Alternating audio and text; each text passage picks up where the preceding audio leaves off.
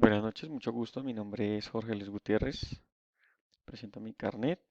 En esta oportunidad voy a explicar el componente práctico de la tarea 4 de física moderna. Son dos prácticas. La primera es radiación de cuerpo negro. Tengo cuatro temperaturas, 4250, 3400, 7050 y 9800. Nos dice que hay que tomar evidencia de los cuatro pantallazos de las cuatro temperaturas y de acuerdo a los resultados obtenidos, hacer la siguiente tabla. Entonces nos vamos aquí al simulador y vamos a confirmar de que los datos sean los mismos. Entonces em, vamos a modificarlo a la temperatura de 4250. 4250. Entonces aquí tenemos que seleccionar los tres para que nos salgan los valores, las etiquetas y la intensidad. Entonces ahí vemos que en la densidad de la potencia está en 17.84, la longitud de onda máxima 0.682 y por último la intensidad que es W sobre M a la 2. Entonces nos da que es 185 por 10 a la 7, 185 por 10 a la 7. Entonces tomamos todos los valores. Observamos que aquí vamos a hacer la prueba con el de 3400 de la temperatura.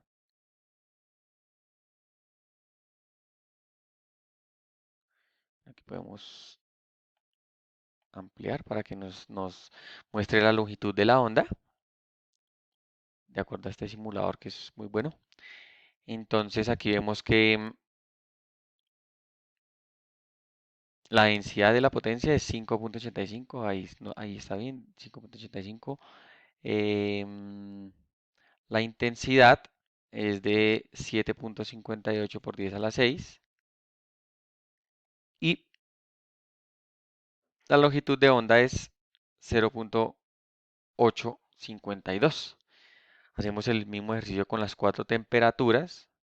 Después nos dice que en el paso 5 que de acuerdo a los datos, expresar la gráfica. Aquí pues yo la tengo en los cálculos que hice acá. Hicimos la gráfica de longitud versus temperatura. Aquí podemos observar, de acuerdo al resultado, se interpreta que se sugieren que existe una relación inversa entre la temperatura y la longitud de la onda.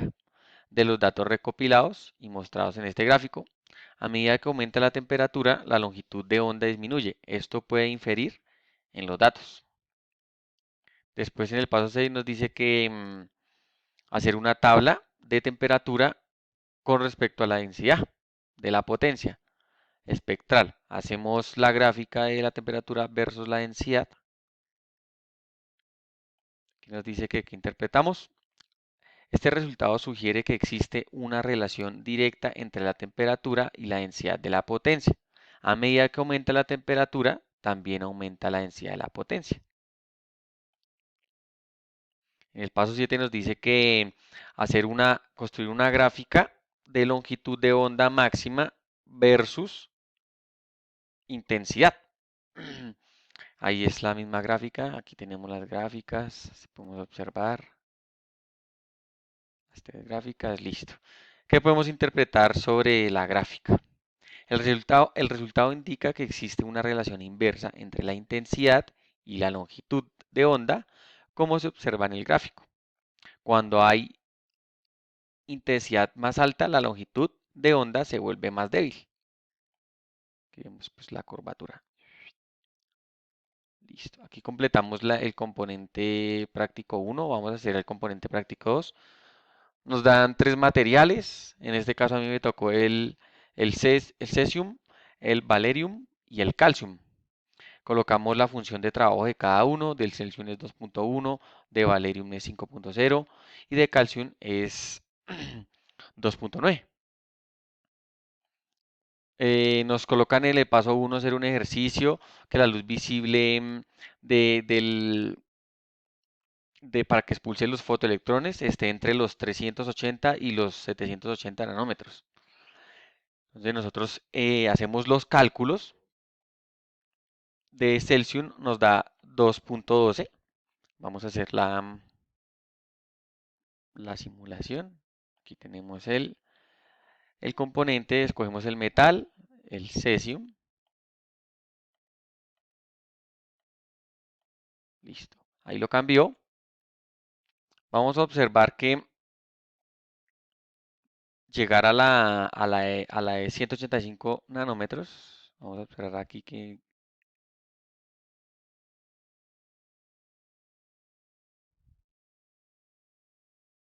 sigue pasando los electrones, sigue siendo los fotones. Y cuando ya pasamos del 185 ya no.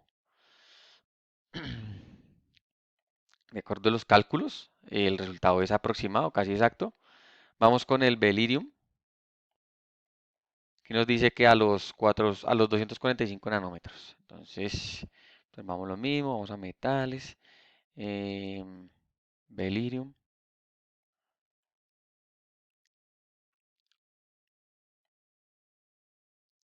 Y vemos que pues ya ese valor ya no está botando los.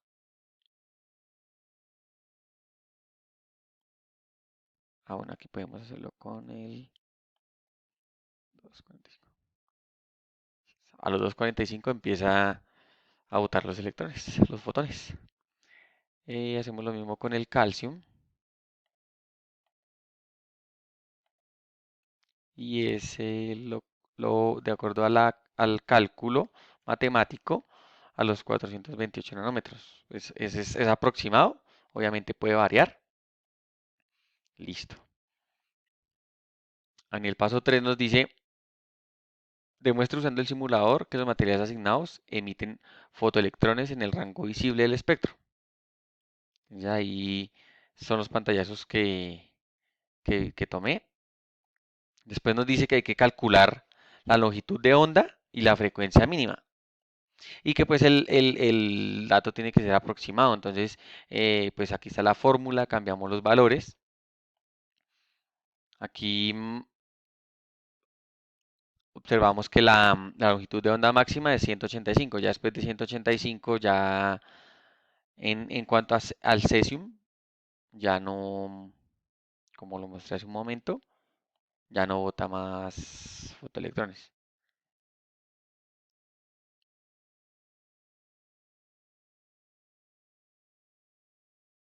Y la frecuencia mínima, de acuerdo a la fórmula, cambiamos los valores y nos da que es de 5.12 por 10 a la 14 gigahertz.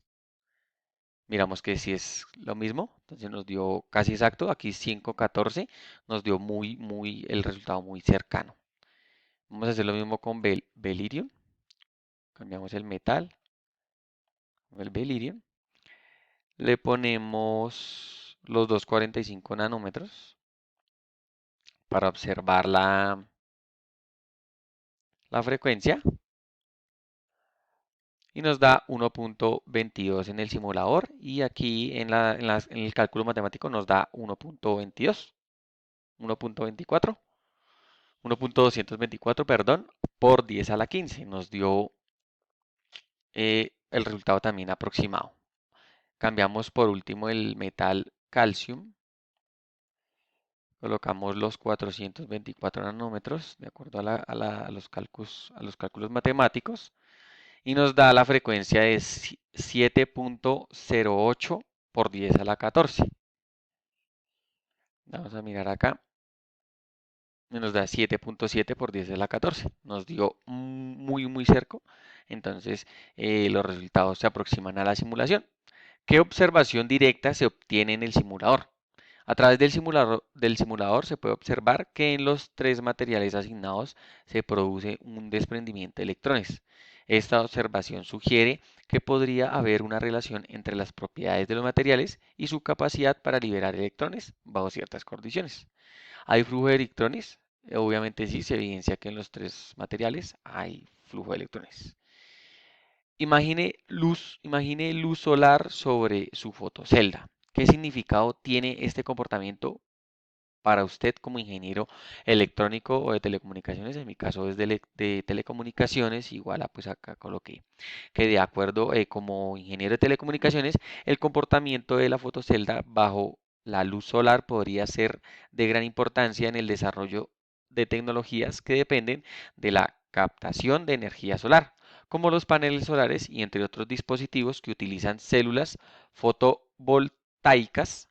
La capacidad de la fotocelda para convertir luz solar en energía eléctrica podría ser evaluada y optimizada en función de su respuesta al comportamiento observado. Nos vamos al paso 5, nos dice que clasifique el color de la longitud de onda umbral. Entonces, de acuerdo a la tabla del medidor, hacemos el análisis de los tres elementos, de los tres metales. El Celsius es de acuerdo a de los nanómetros, es 5.85 nanómetros, queda ubicado en el color amarillo. De acuerdo al medidor de la densidad, la fotocelda del material cesium es insensible al tipo de luz verde y naranja. Del metal beryllium de 2,45 nanómetros, no la, en el medidor no alcanza a tener color. Entonces, de acuerdo al medidor de insensibilidad, la fotocelda del material beryllium es insensible al tipo de luz violeta. Y el material calcium de 424 nanómetros corresponde al color violeta. De acuerdo al medidor de insensibilidad, la fotocelda del material calcium sería indispensable al tipo de luz blue. Listo, así damos por terminado el video. Muchas gracias. Hasta luego.